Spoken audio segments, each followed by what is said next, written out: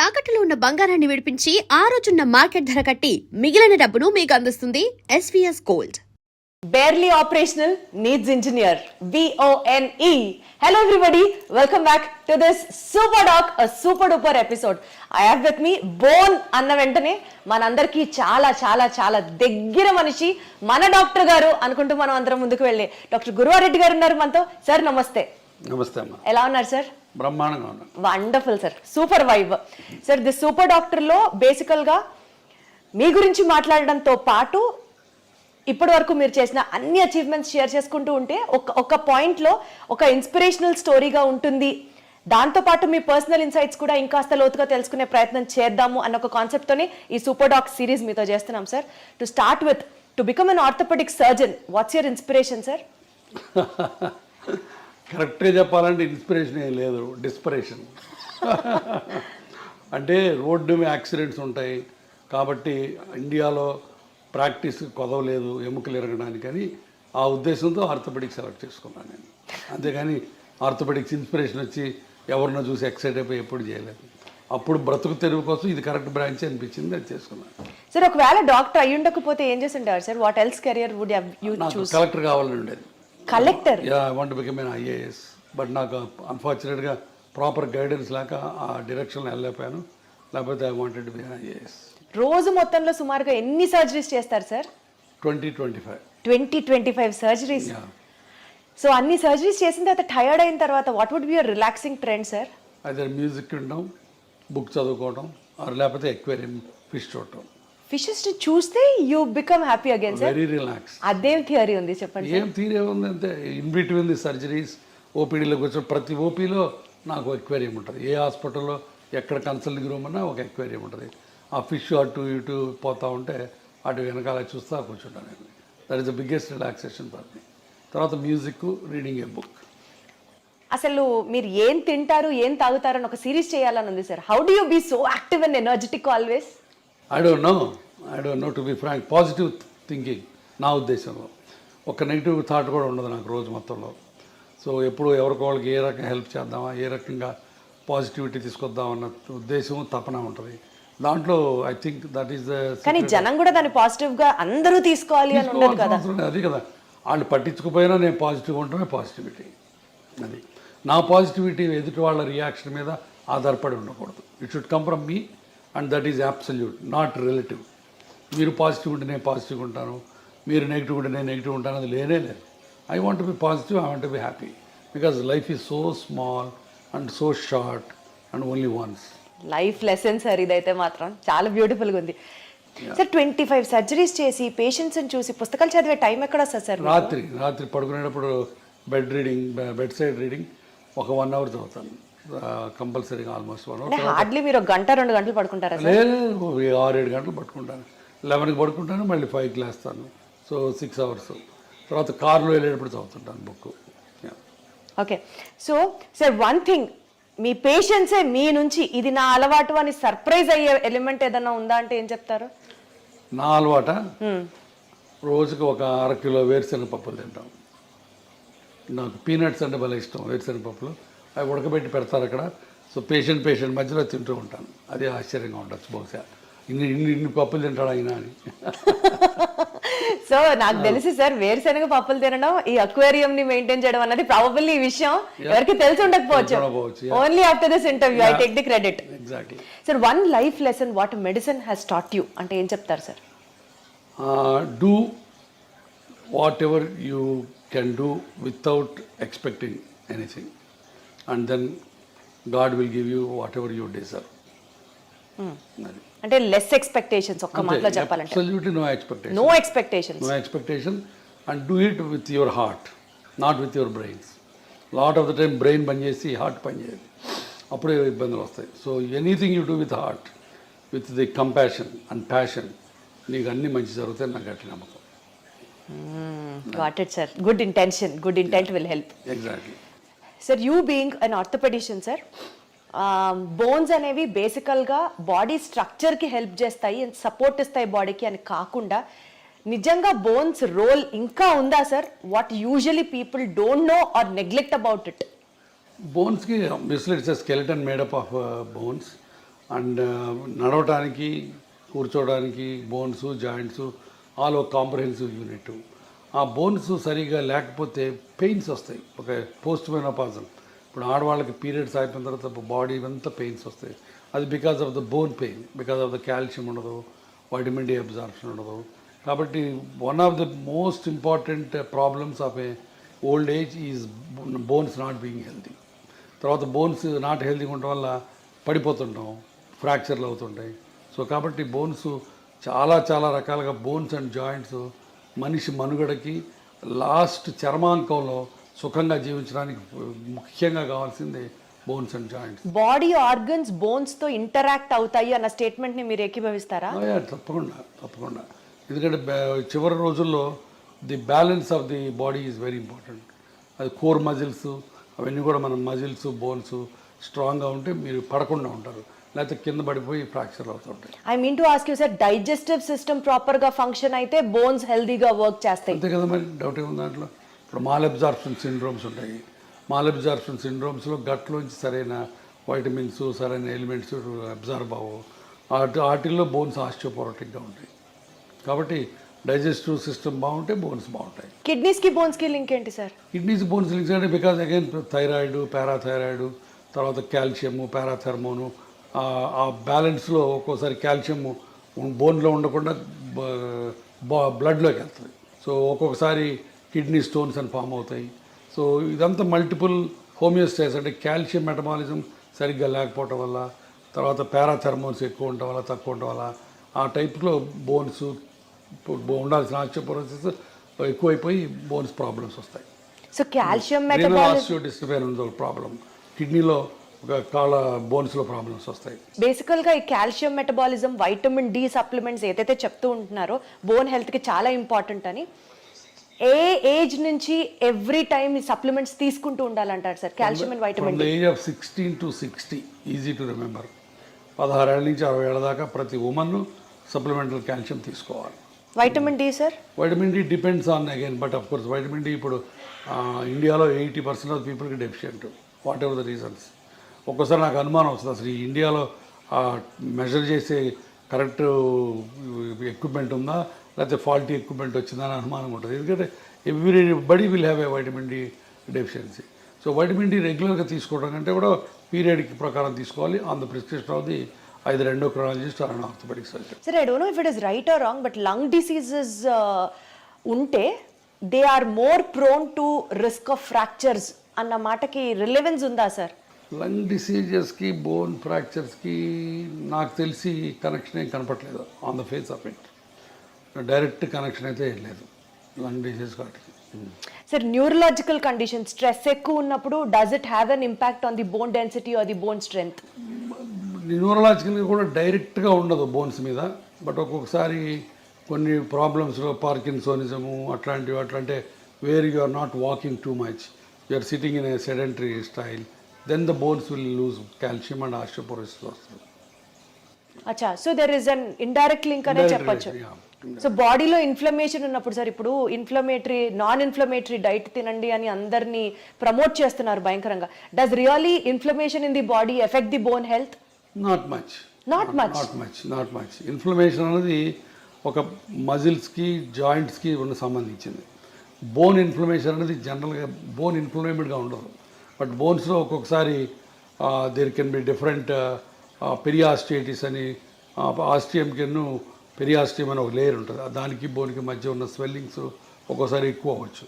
అట్లాంటి పెరియాస్టియటిస్ అంటే బాగా షిన్ పెయిన్స్ ఉంటాయి, అట్లాంటివి రావచ్చు. అది కూడా calcium vitamin D metabolism disturbance వల్ల రావచ్చు. సో అంటే ఆ న్యూరలాజికల్ ఇంపాక్ట్ ఉన్నట్టా లేనట్టా sir? How do we conclude? డైరెక్ట్గా న్యూరలాజికల్కి బోన్స్కి కనెక్షన్ ఉండదు. అంటే స్ట్రెస్ ఉంటే బోన్ పెయిన్ ఎక్కువ అవుతుంది. స్ట్రెస్ ఉంటే అన్ని బాడీలో అన్ని పెయిన్స్ ఎక్కువ అవుతాయి. అర్థమైనా, మస్క్యులర్ పెయిన్ ఎక్కువ అవుతుంది, తలనొప్పి వస్తుంది, మైగ్రేన్స్ వస్తాయి, నెక్ పెయిన్ వస్తుంది. అందుకని డైరెక్ట్గా బోన్ మీద బోన్ మెటబాలిజం మీద డైరెక్ట్ రిలేషన్స్ ఏమి లేవు. బట్ ఇండైరెక్ట్గా ఇప్పుడు న్యూరలాజికల్ ప్రాబ్లం వచ్చింది, స్ట్రోక్ వచ్చింది, patient is SIT confined to the bed, అప్పుడు బోన్స్లోంచి ఆస్టియోపోరోసిస్ స్టార్ట్ అవుతుంది. Got it sir. సార్, మీరు కొన్ని లక్షల మంది పేషెంట్స్ని చూసుంటారు over your experience. Basic points patients overlook అయిపోయేది లైఫ్ స్టైల్లో, డెస్పైట్ ఆఫ్ మీరు చాలా వీడియోస్ కూడా చేశారు, సిట్టింగ్ పోస్టర్ దగ్గర నుంచి you have to walk this way, you have to SIT this way అని చాలా చెప్తూనే ఉంటారు. Despite of all your me guidance కాకుండా కూడా పేషెంట్స్ వాళ్ళ లైఫ్ స్టైల్లో ఓవర్లుక్ చేసే పాయింట్స్ ఏంటి సార్? మెయిన్ పోస్చర్, మనం ఇందాక అనుకున్న పోస్చరు. మరి నేను చెప్పినట్టు ఇలా స్ట్రైట్గా కూర్చోరు, ఇప్పుడు అందరూ ఇలా వంగి కూర్చుంటారు, వంగి నడుస్తారు. సో పోస్చర్ ఒకటి మెయిన్, బాగా అందరూ నెగ్లెక్ట్ చేసేది posture. Number 2, lack of exercises. అసలు ఎక్సర్సైజులు, చిన్న ఎక్సర్సైజెస్ కూడా చేయకుండా సెడెంటరీ లైఫ్ స్టైల్లో కూర్చుంటారు. అది number 2. Number 3, abuse of the joints. ఇప్పుడు కింద కూర్చొని ఇండియన్ టాయిలెట్ లేకపోతే కింద బాచపట్టేసి కూర్చుంటే మోకాళ్ళ మీద లోడ్ పడుతుంది, అది మంచిది కాదు. సో అది తెలియదు చాలామందికి. అట్లానే నడుముకి ముందుకు ఇంకి కూర్చుంటే నడుము మీద పాడైపోద్ది, అట్లానే మెడ ముందుకు వెళ్తే మెడ పాడైపోద్ది. సో ఇవన్నీ కూడా తెలియక చాలామంది they keep on repeating the mistake in the daily activities. Sir 10,000 steps నడిస్తే you will be healthy all over అన్నది జనరల్గా చెప్పిన మాట. బట్ హై ఇంటెన్సిటీ ఎక్సర్సైజెస్ చేస్తే మోకాళ్ళు అరిగిపోతాయి, 10,000 అడుగులేస్తే మోకాళ్ళు అరిగిపోతాయి, ఎక్కువ వెయిట్స్ ఎత్తితే స్ట్రెంథనింగ్ ఎక్సర్సైజెస్ చేస్తే మోకాళ్ళు అరిగిపోతాయి. వీటిలో ఏది కరెక్ట్ సార్? చెయ్యాలని కొందరు, చేయకూడదని కొందరు, కరెక్ట్ చెప్పండి సార్. మోకాళ్ళు అరగడానికి మెయిన్ కారణం number 1 age, number 2 weight, number 3 high impact activities, 3. Number 4 accidents. సరే యాక్సిడెంట్ గురించి మనం మాట్లాడుకోవట్లేదు, ఆ ఏజ్ అది తప్పనిసరి. మనం ఏజ్ అవుతుంటే జాయింట్స్ అరుగుతూ ఉంటాయి. Number 2 weight is thus directly proportional or directly damaging to the bone joint health. So అది మన చేతుల్లో ఉంది. సో కాబట్టి మీరు ఎంత బరువు తగ్గితే మోకాళ్ళకి అంత మంచి పని చేసినట్టు. Number 3 point is abuse of the joints. Abuse అంటే ఫర్ ఎగ్జాంపుల్ మీరు ఇండియన్ టాయిలెట్లో కూర్చున్నారనుకోండి, లేకపోతే నెలకు ఒకసారి తిరుపతి కొండ ఎక్కి దిగారనుకోండి, రోజుకి 200 సార్లు మెట్లు ఎక్కి దిగారనుకోండి, మీ మోకాళ్ళ మీద 4 రెట్లు బరువు పోతుంది. అది బయోమెకానికల్లీ ప్రూవెన్. సో దాంతో మీరు మోకాళ్ళని తొందరగా అరగొట్టుకుంటారు. చాలామంది మా తాతలు మెట్లు ఎక్కేవాళ్ళు, మా తాతలు కింద కూర్చునేవాళ్ళు, వాళ్ళకి లేని ప్రాబ్లం నాకెందుకు వస్తుంది అని చెప్పి నమ్మరు. బట్ తాతలు వేరు, మనం వేరు. వాళ్ళ దేహదారుఢ్యం వేరు, వాళ్ళ బాడీ కాంపోజిషన్ వేరు, వాళ్ళ లైఫ్ స్టైల్ వేరు, వాళ్ళ ఫుడ్ డైటరీ హ్యాబిట్స్ వేరు, మనవి వేరు. మనం డెఫినెట్గా ఇండియన్ టాయిలెట్లో కూర్చున్న మెట్లెక్కి దిగిన 4 రెట్లు బరువు మోకాళ్ళ నుంచి పోద్ది. That is a proven biomechanical thing. So కాబట్టి అది చేయకూడదు.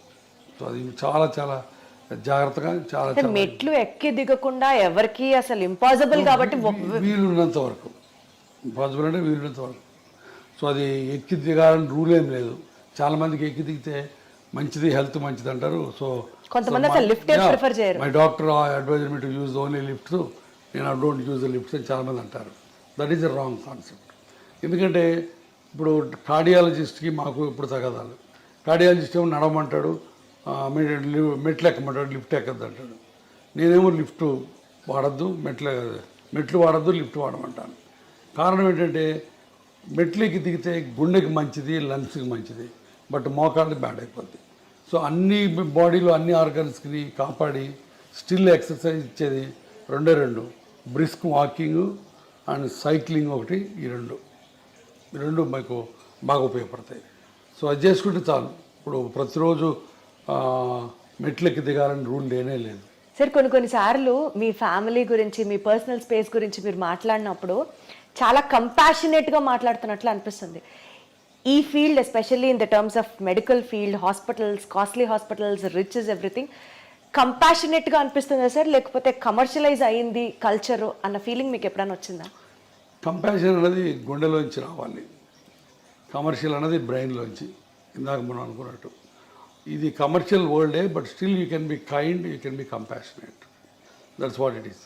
ఇప్పుడు మా హాస్పిటల్ ఉంది, మేమే చారిటీ కాదు. We have to run the hospital, we have to earn for the stakeholders, but at the same time we don't need to flee the patient దోచుకోవాల్సిన పని లేదు, అండ్ వాడి రక్తం పీల్చాల్సిన పని లేదు. మేమే కాదు, 90% of the doctors don't do that. But ఆ దురదృష్టవశాత్తు thanks to media, thanks to the people, మేమందరం దొంగలవి, మేమందరం రాబందులవి, మేమందరం బందిపోట్ల కింద చిత్రీకరించబడుతున్నాం. The unfortunate thing they. కాబట్టి కంపాషన్ బేసిక్గా లేకపోతే you are not fit to be a doctor. So compassion తోటే అందరూ ప్రాక్టీస్ చేస్తాం, బట్ ఒక్కోసారి బయటికి కమర్షియల్ ఎలిమెంట్సే బయటకు వస్తాయి. Profit over a patients care if you have to talk, మీరు ఎప్పుడు patient care this really made my day, నేను ప్రాఫిట్ చూడలేదు ఈ కేసులో అని మీకు ఆ హార్ట్ వెల్మింగ్ గా అనిపించిన చాలా సార్లు వస్తుంది అది. ఇప్పుడు నా దగ్గర పేషెంట్స్ వస్తారు, I'm working in a corporate hospital, ఇందాక మీతో అన్నట్టు చారిటీ హాస్పిటల్ కాదు, ఇక్కడ బిల్లులు లక్షలు అవుతాయి, బట్ ఒక్కొక్కసారి బిల్లులు కట్టలేనప్పుడు అవి ఏమి చేస్తాం, చేతనైన సహాయం చేస్తాం. ఇప్పుడు నేను ట్రస్ట్ పెట్టాను, ఆ ట్రస్ట్లో హెల్ప్ చేస్తాం. సో చాలా రకాల హెల్ప్ చేస్తాం. ఆ హెల్ప్ చేసిన ప్రతిసారి హ్యాపీనెస్ ఉంటుంది, దాంట్లో డౌటే లేదు. One incident if you have to tell sir it really made your day అని అంటే ఏం చెప్తారు? చాలా ఉన్నాయి. లాస్ట్ వీక్ ఇట్ సెల్ఫ్ ఒక కలీగ్ ఆర్థోపెడిక్ సర్జను, బట్ చాలా రోజుల నుంచి ఆయన ప్రాక్టీస్ చేయట్లేదు, బెడ్ మీద కదలట్లేదు, ఆయన పడి ఫ్రాక్చర్ అయి వచ్చాడు. సో హిప్ రిప్లేస్మెంట్ చేసాం. అయిన తర్వాత కూడా ఆయన 10 రోజులు హాస్పిటల్లో ఉన్నాడు, బట్ నడవలేదు, ఈ రిఫ్యూజ్ టు వాక్. బిల్లు చాలా అయింది, మళ్ళీ కట్టుకోలేమన్నారు. దాన్ని మరి 70% బిల్ తగ్గించి ఇంటికి పంపించాను. ఆ ఇంటికి పోయే ముందు ఆయన నాతో వీడియో కాల్లో ఆయన కళ్ళల్లో కృతజ్ఞత, ఆయన ఆవిడ కళ్ళల్లో కృతజ్ఞత నాకు evident, and that made my day. Wonderful sir, super super sir. ఇప్పుడు సోషల్ మీడియా ట్రెండ్ అనుకోవచ్చు, maybe because of the awareness for the people అనుకోవచ్చు, ప్రతి ఒక్కళ్ళకి మెడికల్ నాలెడ్జ్ తెలుస్తోంది and they started questioning the doctors as well.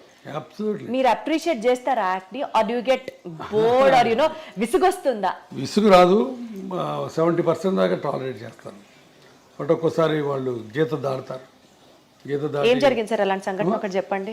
ఏదో for example నిన్న మోకాళ్ళ ఆపరేషన్కి ఒక ఆయన వచ్చాడు, ఆయన ఏదో ప్రొఫెసర్ ఎక్కడో, కొంత నాలెడ్జ్ ఉంది. సో క్వశ్చన్స్ అడుగుతున్నాడు, నేను చాలా ఓపిక్గా 20 నిమిషాలు ఆన్సర్లు ఇచ్చాను. మళ్ళీ 21 తర్వాత మళ్ళీ మొదలుపెట్టాడు. నాకు కొంచెం కోపం వచ్చింది. మిగతా పేషెంట్లు వెయిట్ చేస్తారు. నేను చెప్పాను, ప్రొఫెసర్ గారు మీరు ఇందాక అడిగిన వాటన్నిటి సమాధానాలు చెప్పాను, మళ్ళీ అదే క్వశ్చన్స్ అడుగుతున్నారు, సేమ్ సమాధానాలు చెప్తారు, కొత్త సమాధానాలు ఉండవు. మీరు అనుకున్నట్టు సమాధానం రావాలంటే రాదు, సమాధానం ఒకటే ఉంటుంది, మీరు అనుకున్నట్టు రాదు అని చెప్పాను. అంత తిట్టినట్టు చెప్పలేదు, బట్ కొంచెం వాయిస్ పెంచి చెప్పాను. ఆయన అర్థం చేసుకున్నాడు, డాక్టర్ గారికి కోపం వచ్చినట్టుందని మెదకుండా వెళ్ళిపోయాడు. బట్ చాలా తక్కువ అలాంటి ఇన్సిడెంట్స్. సార్ బేసికల్గా మీరు అన్ని ఇయర్స్ మెడిసిన్ చేసి అంతమందితో యూనో చూసి పేషెంట్స్ని చూసి ఒక డెసిషన్ తీసుకుంటారు సార్, మెడికల్ డెసిషన్. అన్ఫార్చునేట్లీ అది మీడియా వల్ల కానీ పబ్లిక్ వల్ల కానీ మిస్అండర్స్టాండ్ అయిన సిచ్యువేషన్స్ ఉన్నాయా? ఉన్నాయండి. ఇప్పుడు నేను ఒకసారి అంతకుముందు కూడా చెప్పాను, ఒక పేషెంట్కి కాలు ఇరిగి వేరే హాస్పిటల్లో ట్రీట్మెంట్ చేసుకుంటే ఆ కాలు అంతా డెడ్ అయిపోయినట్టు అయిపోయింది, వుడెన్ ఇండ్యూరేటెడ్గా అయిపోయింది. దాన్ని మనం కంపార్ట్మెంట్ సిండ్రోమ్ అంటాం. అతను నా దగ్గరకు వచ్చాడు, కాలు తీసేయమంటున్నారు సార్ మిగతా వాళ్ళు, మీరేంటని. నేను కాలు తీయక్కర్లేదు అని చెప్పి 3 నెలల పాటు లిటరల్గా సాకాను ఆ కుర్రాడిని. సాకడం అంటే ఏదో కుర్రాడు తమ్ముడిని కొడుకుని చూసుకున్నట్టు చూసుకొని అతనికి హైపర్ బ్యారిక్ ఆక్సిజన్ కావాలంటే ఇక్కడ, లేకపోతే వేరే ఇంకొక మిలిటరీ హాస్పిటల్కి పంపించి అన్ని రకాలుగా చేశాను. బట్ చివరికి అతను వెళ్ళి 3 టీవీ స్టేషన్స్లో ఇంటర్వ్యూలు సంపాదించి కూర్చొని, గురువారెడ్డి మంచోడు కాదు, నా కాల్ని పాడు చేశాడు అని చెప్పాడు. So 3 interviews. బట్ ఆ రోజు చాలా చాలా బాధ వేసింది. బట్ ఆ రోజు ఒక రకంగా నాకు లిబరేట్ కూడా అయిపోయాను. ఇంత కష్టపడి ఇతనికి చేసాం, ఇతను ఇలా చేశాడు, అయినా సరే మన పని మనం చేయాలి. ఈ ప్రెస్ గురించి, ఈ టీవీల గురించి, వాటి గురించి భయపడకూడదు. నీ ఆత్మకి నువ్వు గట్టిగా ఉన్నంతకాలం వీటి గురించి భయపడకూడదని ఒక రకమైన తెగింపు, ఒక రకమైన స్వాతంత్రం, ఒక రకమైన లిబర్టీ, ఒక రకమైన ఏమంటుంది దాన్ని కమ్ వాట్ మే అన్న యాటిట్యూడ్ వచ్చింది. సో అది ఒక రకంగా మంచిదైంది నాకు. అంటే సార్ ప్రతి డాక్టర్కి వెనకాల ఇలాంటిది ఒక స్టోరీ ఉంది అనుకుంటే, డాక్టర్ వెనకాల ఉంటాయి. ఒక రిచ్ డాక్టర్ అనుకోండి, సమాజం నుంచి ఒక అన్ఫేర్ క్రిటిసిజం ని ఆల్వేస్ ఇన్వైట్ చేసినట్లుగా ఉంటుందా? ఉంటుంది. సమాజం మమ్మల్ని భూతద్దంలో పెట్టి చూస్తుంది, ప్రతి అడుగుని క్రిటిసైజ్ చేస్తుంది. సో తప్పదు, పార్ట్ ఆఫ్ లైఫ్.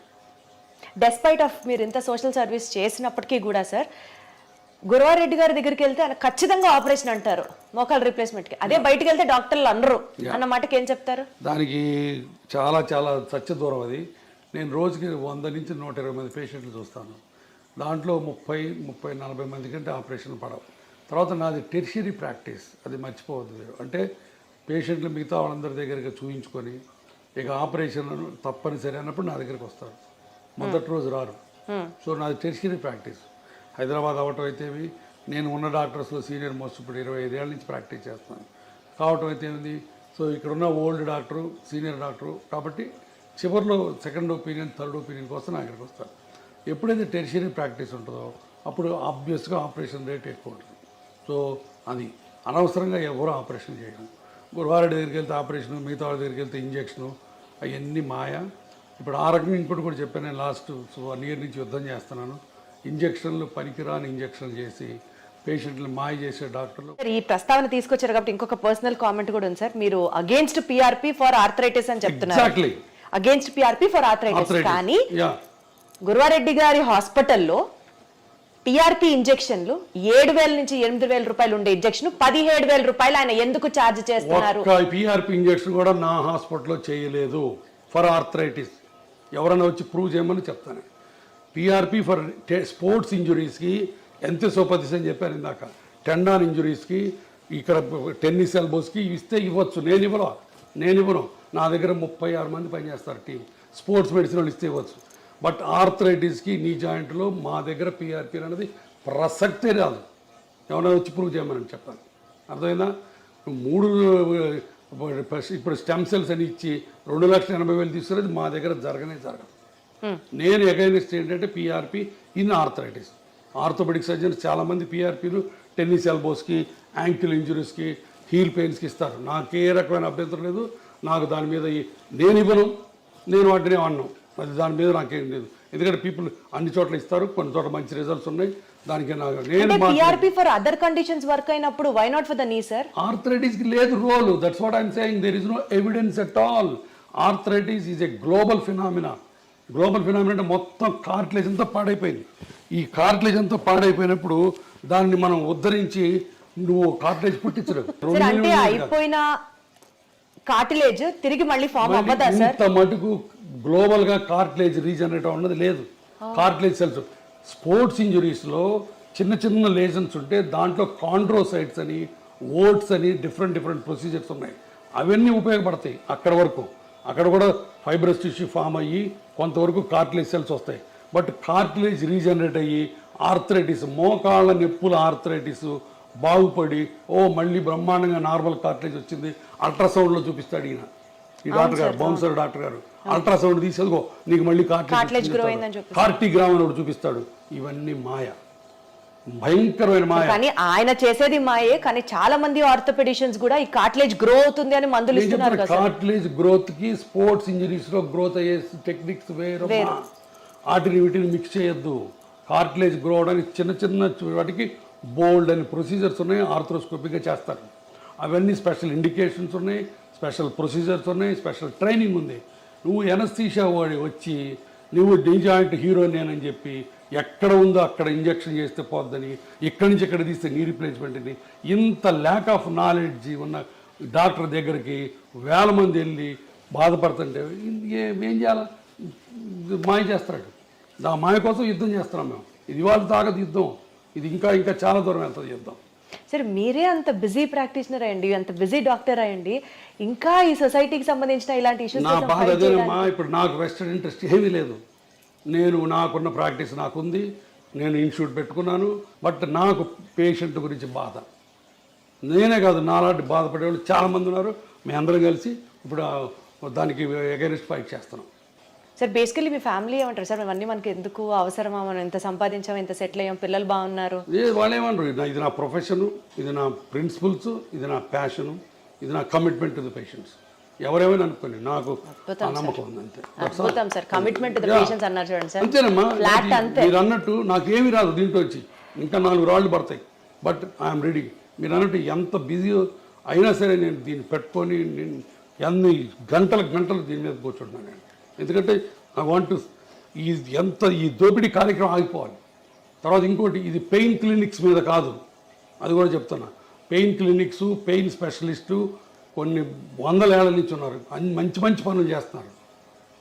వాళ్ళందరూ ఇప్పుడు spine, cancer pain, chronic pains మీద మేమందరం వాళ్ళకి రిఫర్ చేస్తాం పేషెంట్ని, పెయిన్ క్లినిక్ వాళ్ళకి. అబ్సల్యూట్లీ సార్, నాకు అర్థమవుతుంది సార్. పెయిన్ అన్నారు కాబట్టి కొంచెం పిఆర్పి నుంచి పక్కకి వెళ్తే, ఫిజియోథెరపీ చేసుకోవడం వల్ల early stages maybe around 18 years or 20 years నుంచి ఫిజియోథెరపీ ఎక్సర్సైజ్ స్టార్ట్ చేస్తే బోన్ జాయింట్స్ హెల్దీగా ఉంటాయి, బోన్ జాయింట్ ప్రాబ్లమ్స్ ని మనం నివారించవచ్చు అన్న మాట తప్పు.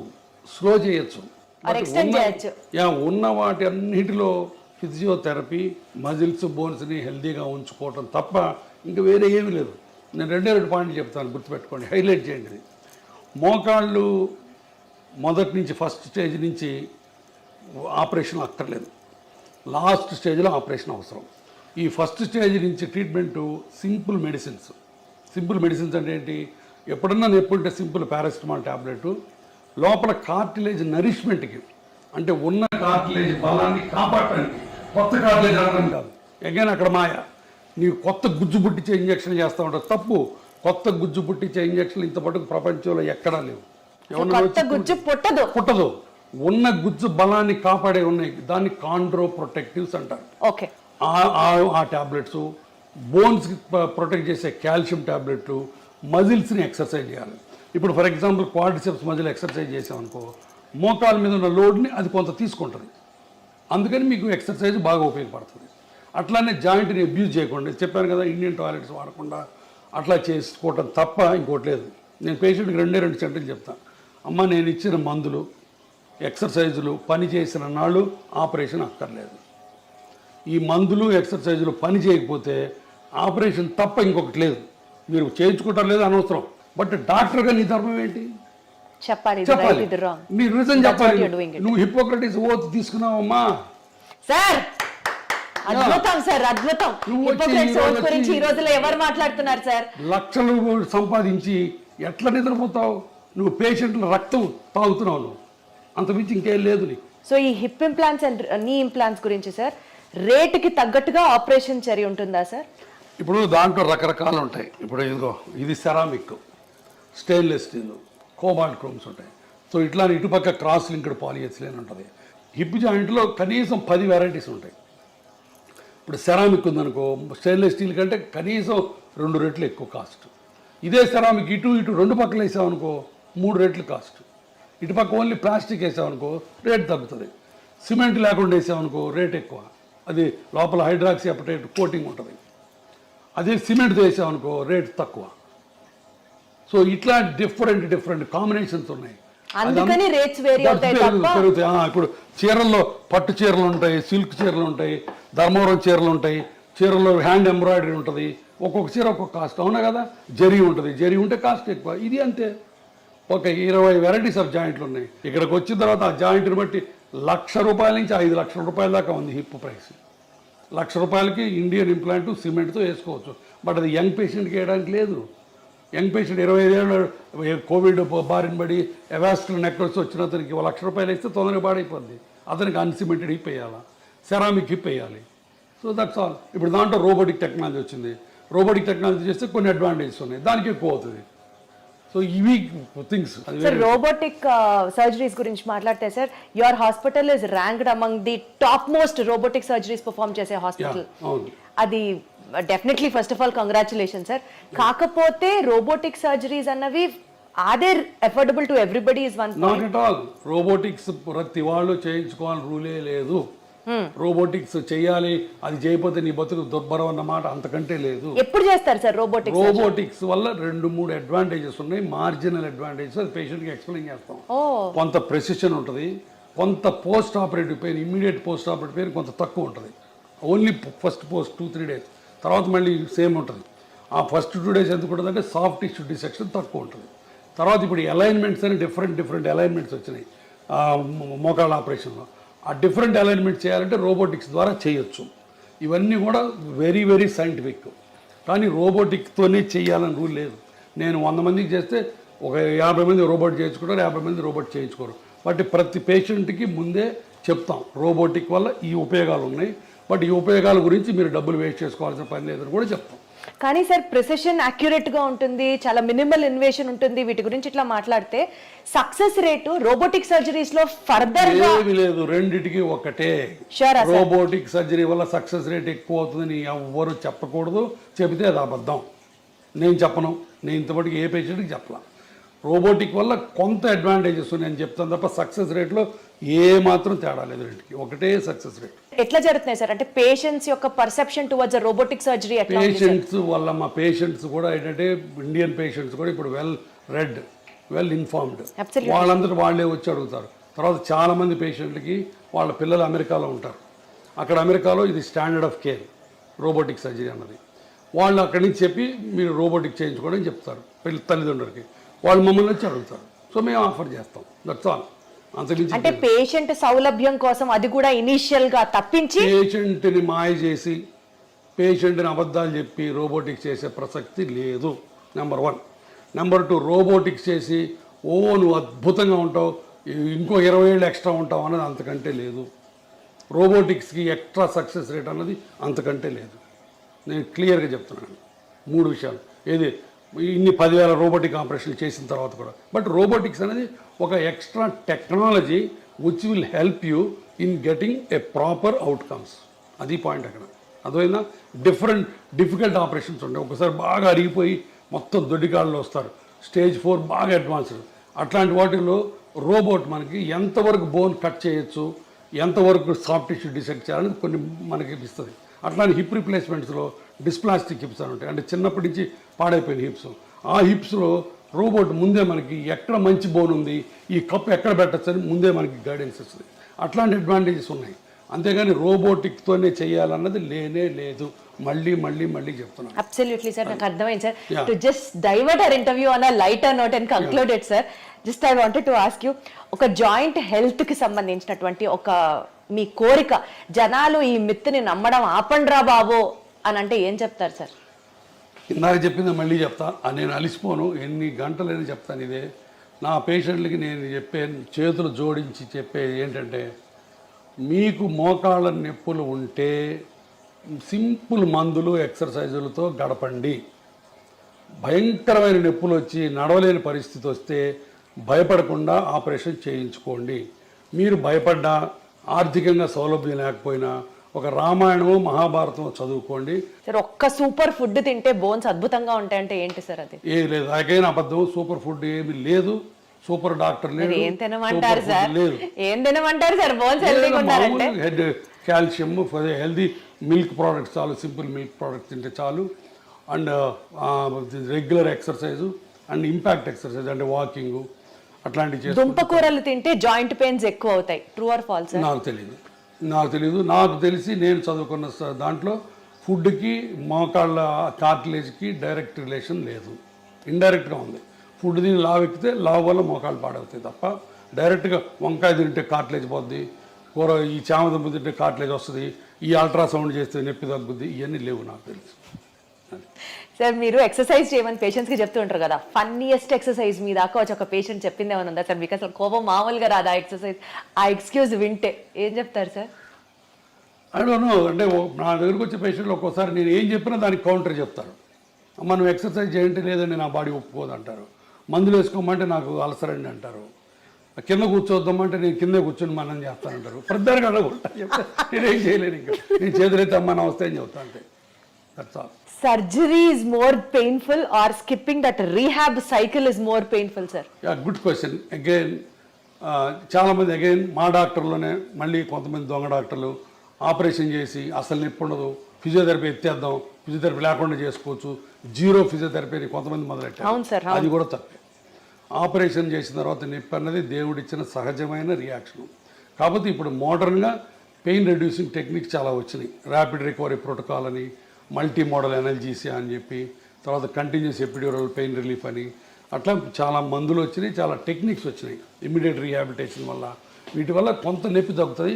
తర్వాత నొప్పి అనేదమ్మా మల్టీ ఫ్యాక్టోరియల్, అంటే చాలా ఫ్యాక్టర్స్తో సంబంధించింది. కొంతమంది పేషెంట్లు వెరీ సెన్సిటివ్గా ఉంటారు, అవును సార్. కొంతమంది పేషెంట్లు బిందాస్గా ఉంటారు, అది పేషెంట్ ఫ్యాక్టర్. తర్వాత కొంతమందికి బాగా అరిగిపోయింది అనుకో, ఎక్కువ డిసెక్ట్ చేయాల్సి వస్తుంది, అప్పుడు ఎక్కువ ఇన్ఫ్లమేటరీ సైటోకైన్స్ రిలీజ్ అవుతాయి, వాళ్ళకి ఎక్కువ నొప్పి ఉంటుంది. సో కాబట్టి పెయిన్ లేకుండా ఏ పేషెంట్ ఉండడు. కొంతమంది అదృష్టవంతులు అసలు పెయిన్ ఉండదు వాళ్ళకి, అంటే వాళ్ళ అదృష్టం. అంటారు కదా సార్, పెయిన్ సైకోసోమాటిక్ అంటారు కదా. సైకోసోమాటిక్ కాబట్టి నొప్పి అన్నది మల్టీఫ్యాక్టరీలు, దానికి చేస్తాం. బట్ రీహాబిలిటేషన్ కూడా పేషెంట్ రిలాక్స్ అయ్యి ఫిజియోథెరపిస్ట్ చేసినట్టు చేస్తే అంత నొప్పే ఉండదు. సరే, ఫిజియోథెరపీ చేసేటప్పుడు ఆ నొప్పి తగ్గడానికి ఏమి ఉండదా సార్? ఉన్నాయమ్మా, చాలా ఉన్నాయి. క్రయోథెరపీ అని ఐస్ ప్యాక్స్ పెడతాము.